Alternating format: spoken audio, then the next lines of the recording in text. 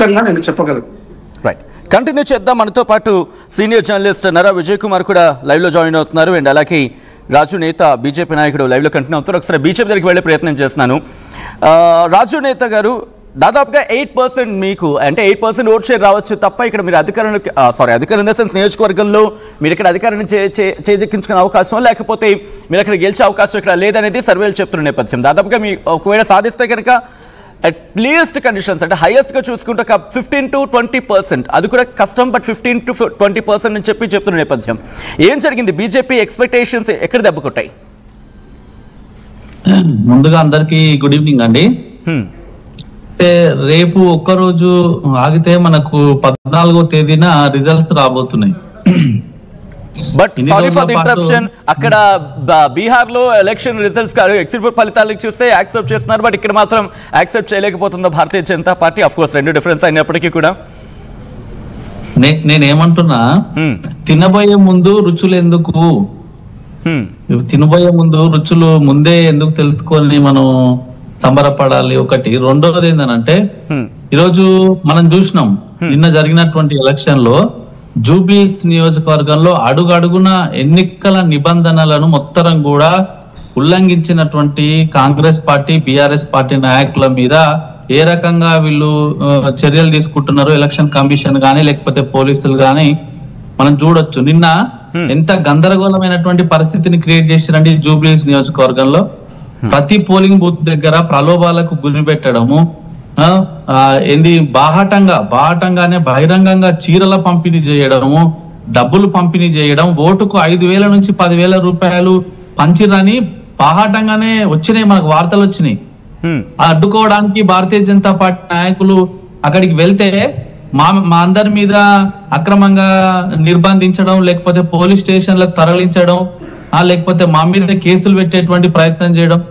అరే అక్కడ తప్పు జరుగుతుంది, ఓట్లకు డబ్బులు వంచుతున్నారు, ఆ చీరలు వంచుతున్నారు, లేకపోతే ఒక ఎమ్మెల్యే ఇంటికి అధికారికంగా ఓటర్లను పిలిచి వాళ్ళ ఇంట్లో ఎన్ని ఓట్లు ఉన్నాయని చెప్పి వాళ్ళందరినీ తీసుకుపోయి ఓట్లకు డబ్బులు వంచుతున్నారు అని మేము ఫిర్యాదు చేస్తే దాని మీద పట్టించుకోకుండా ఈ రోజు ఎలక్షన్ కోడ్ను వీళ్ళు ఎక్కడ కూడా పట్టించుకుంటారు లేదని మేము ఫిర్యాదు చేస్తే ఎలక్షన్ ఆఫీసర్స్ గాని పోలీసులు గాని ఎక్కడ కూడా ఈ ఫిర్యాదులను ఖాతరు చేయలేదు, వాళ్ళ మీద ఎక్కడ కూడా కేసులు ఫైల్ చేయలేదు, వాటి మీద పట్టించుకోలేదు.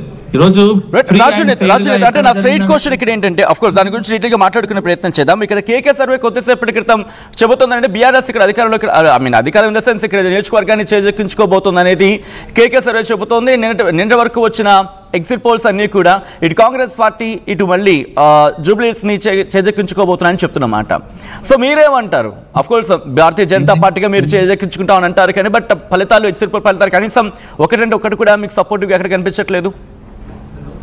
నేనేమంటున్నా సచిన్ గారు, 100% భారతీయ జనతా పార్టీ జూబ్లీహిల్స్ నియోజకవర్గంలో ఆశించినటువంటి ఫలితం మాకు రాబోతుంది. దీంతో పాటు బీహార్ లో చూడండి, మీరు ఒకసారి బీహార్ రాష్ట్రంలో బీజేపీ హవా, ఎన్డీఏ హవా ఏ రకంగా కొనసాగుతుందో మీరు చూడండి. దాదాపుగా 160 నుంచి 180. అంటే బీహార్ గురించి మాట్లాడుకునే ప్రయత్నం చేద్దాం తర్వాత, బట్ నేను కన్ఫైన్ అవుతున్నాను జూబ్లీహిల్స్ నియోజకవర్గానికి సంబంధించి. జూబ్లీహిల్స్ సంబంధించి మీరు ఇందాక అన్నట్టు అనేక రిపోర్ట్లు వచ్చినాయి. చాణక్య స్ట్రాటజీస్ అని, హెచ్ఎంఆర్ వేసార్ అని, తర్వాత స్మార్ట్ పోల్ అని, నాగన్న సర్వే, జన్మైన్ సర్వే, ఆరామస్తాను, మిషన్ చాణక్య, క్యూమేగా, పొలిటికల్ స్ట్రాటజీ, ఇట్లా అన్ని ఎగ్జిట్ పోల్స్ ఇచ్చిరు. నేను ఒకటి ఏమంటున్నా సచిన్ గారు, మనం గతంలో హర్యానా మిగతా రాష్ట్రాలలో హిమాచల్ ప్రదేశ్, మహారాష్ట్ర, మధ్యప్రదేశ్ ఎన్నికల్లో కూడా మనం చూసినాం ఎగ్జిట్ పోల్స్. ఢిల్లీ ముఖ్యంగా నేను ఢిల్లీలో కూడా పోయి పనిచేసిన ఎన్నికల్లో భారతీయ జనతా పార్టీ తరఫున. ఢిల్లీలో కూడా కాంగ్రెస్ పార్టీ గెలుస్తుంది అన్నారు, హర్యానాలో గెలుస్తుంది అన్నారు. ఎగ్జిట్ పోల్స్ అన్ని కూడా తారుమారు కాలేదా? మనం చూడలేదా? సో ఎగ్జిట్ పోల్స్ అనేది ఊహాజనితమైనది, అది ఒక హైపోథికేటెడ్ గా తారుమారయ్యి ఇటు బీజేపీకే జనాలు అక్కడ పట్టం కట్టారనుకుంటున్నారు జూబ్లీహిల్స్ నియోజకవర్గానికి సంబంధించి, రైట్? నేనేమంటున్నా, నేను కూడా జూబ్లీహిల్స్ ఉప ఎన్నికల్లో అన్ని డివిజన్లలో తిరిగినాను. యూసుఫ్ కూడా, బోరబండ, షేక్పేట, ఎర్రగడ్డ అన్ని ప్లేస్లలో తిరిగినప్పుడు భారతీయ జనతా పార్టీ అభ్యర్థికి అపూర్వమైనటువంటి స్పందన లభించింది. ఆయన కూడా స్థానికంగా ఉండి ఎన్నో సంవత్సరాల నుంచి ప్రజల కోసం కానీ రాజునేత గారు అంటే స్పందన లభించడం వేరు, ఆ స్పందన మళ్ళీ ఓటర్గా ఒక ఓటుగా కన్వే అవ్వడం లేకపోతే ఓటుగా మారడం వేరు. దీన్ని మనం మాట్లాడుకునే ప్రయత్నం చేద్దాం. మనతో పాటు